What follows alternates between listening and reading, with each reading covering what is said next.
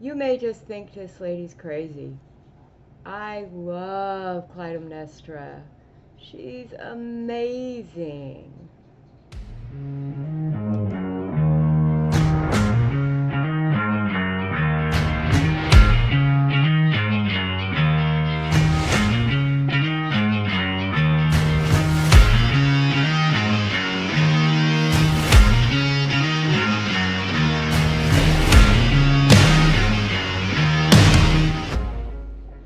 So one of the best playwrights ever was Aeschylus, and he wrote during the classical age of Greece, like the 400s BC. And one of the things he wrote was a trilogy called the Oresteia.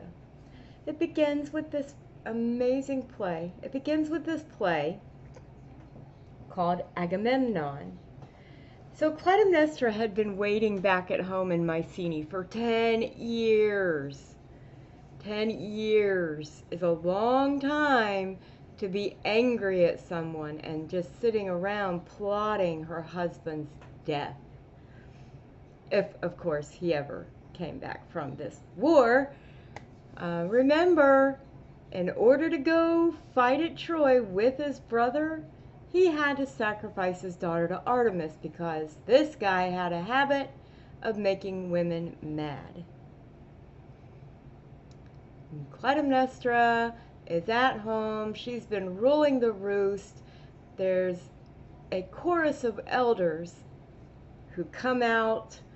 They open up the stage with their parados, and they tell us about what's been going on, that Zeus still has power over everybody, and these guys, they're too old to go into battle. They start out, as they say, crawling, and then they walk on triple feet, meaning they have a cane. And when Clytemnestra's watchman, who also had been sitting on top of the house for a very long time, he's not allowed to sleep, he tells us he's not allowed to take a break. I don't know how he goes to the bathroom or whatever, or if they change him out. But finally, off in the distance, he can't believe it, he sees a big fire on a torch. This is the symbol he's been waiting for, that the war is over and the men are all returning home. So he comes and tells Clytemnestra this. Clytemnestra comes out and she has these interactions with the chorus. It's called a stichomusia. Basically, it's very quick, back and forth, boom, boom, boom, boom, boom, like you would have in a debate. It brings a lot of tension to the forefront. And also, in her arguments, if you will, or debate, discussion with the old men of town, we get a lot of dramatic irony, ironia. This irony today is not at all the same as dramatic irony. This means that people on stage, such as the chorus, they're a little naive, or they don't really know what's going on, but the audience knows all the underlying stuff, all the things that Clytemnestra is keeping to herself.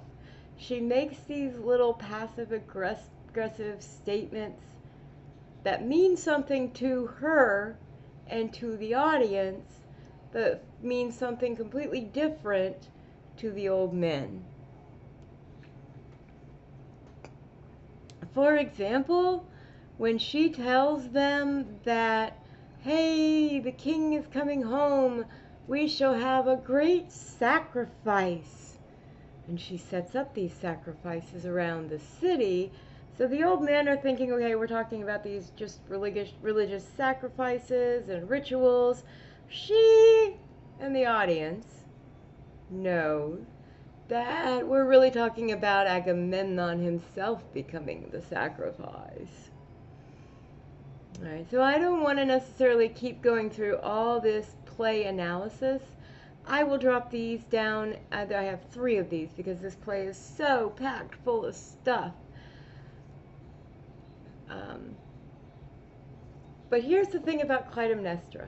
She's supposed to be the little wifey poo, staying at home, taking care of the house, weaving tapestries.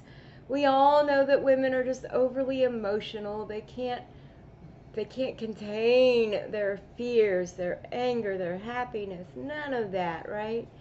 That women are also quite cunning and dangerous because they trap men with their feminine wiles. And Clytemnestra is none of this. She has been in charge of the roost this whole time. She demonstrates it in her speeches. She is the puppet master. So does she actually engage in any of this women's work? We don't really know. They don't tell us that. But she does use the tools of women, these tapestries and a net. She uses a net to ensnare him, which is also interesting because you ensnare a person with your words and actions. So everything that goes on in this play, you have to look at it from more than one angle. She convinces the old men, all right, fine, the war's over, you're right. She tells them how she set up the entire thing, starting with the fire torches in Troy that would light when the war's over, and then from a distance another group would light one, and another, until it got all the way to where the watchman could see it from the top of her house. She gave a detailed timeline of how this happened and exactly which places she had placed these torches.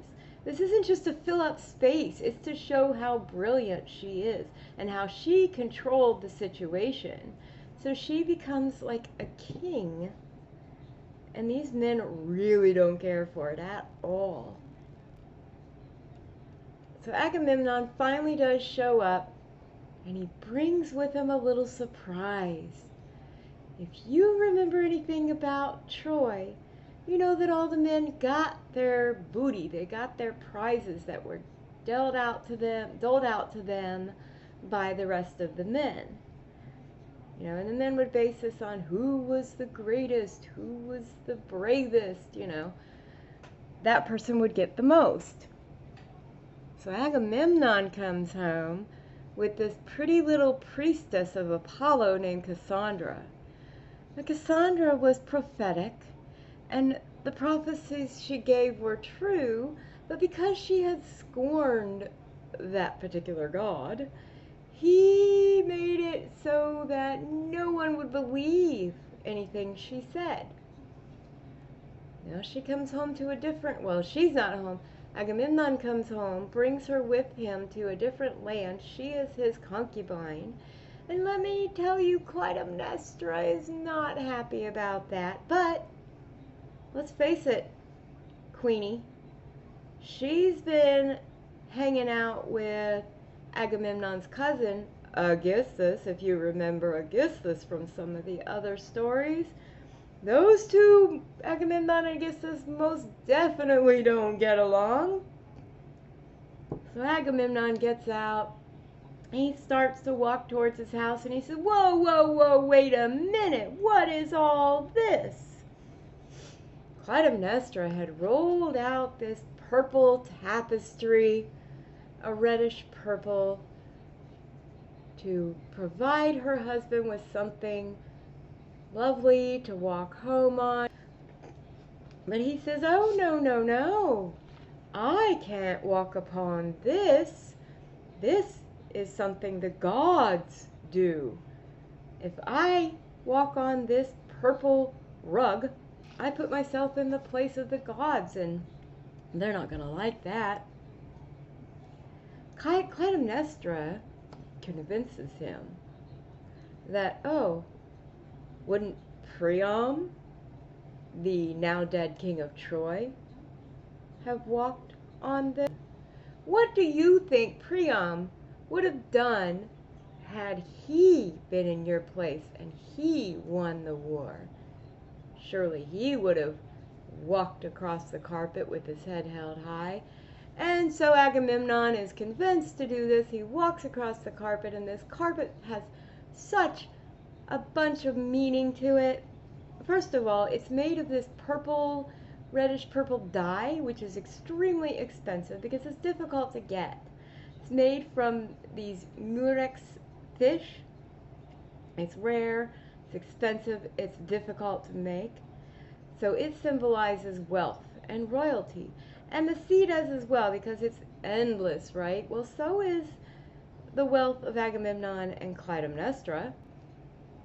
But these garments, this in particular, this reddish purple, if you will, carpet, is basically, I mean, she could just be mentally rolling him up in it and squeezing him, leading him to the front door of the house. Remember the house of Atreus?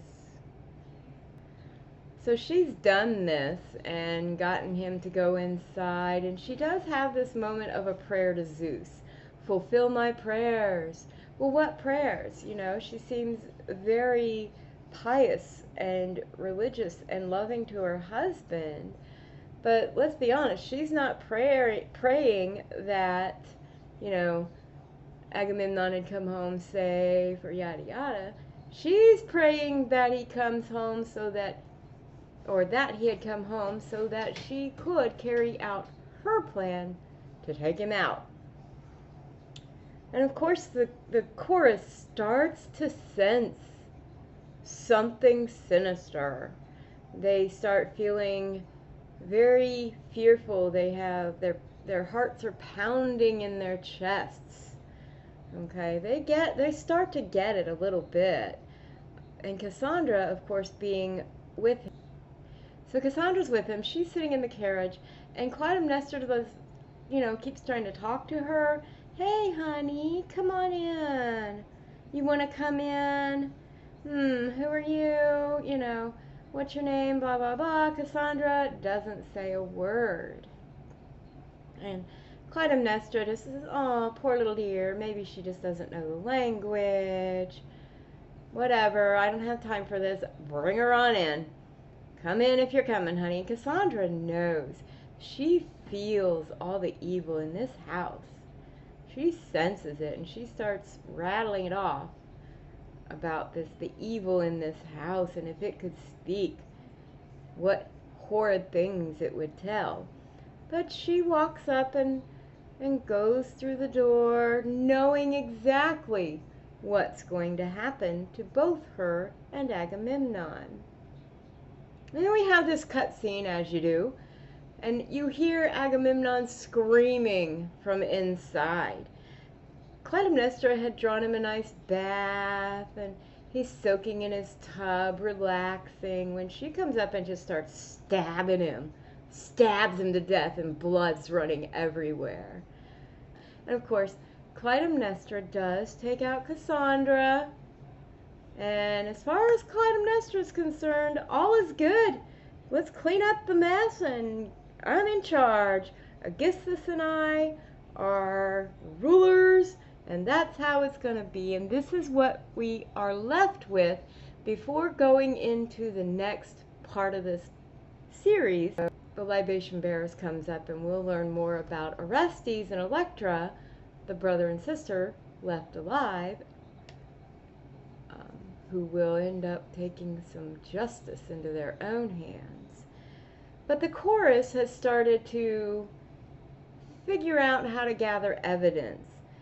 In this play, you'll find them trying to be a little bit more detailed about things in order to suss out what is needed to prove the truth. And it's not just what people say happened or is happening. It's, oh, how do you know? Can you prove that? And Clytemnestra does confess to the chorus. And that's how the case is until we get to the next part of the play. There she is, my hero, Clytemnestra, the first axe murderer, right? Even though she stabbed him with a knife. Anyway, if you like these kind of stories, and if you like to learn Latin along with your mythology, check out my website. There are some free materials and some other resources there for you to use, either if you are on a journey to learning Latin, or if you're a teacher or in homeschool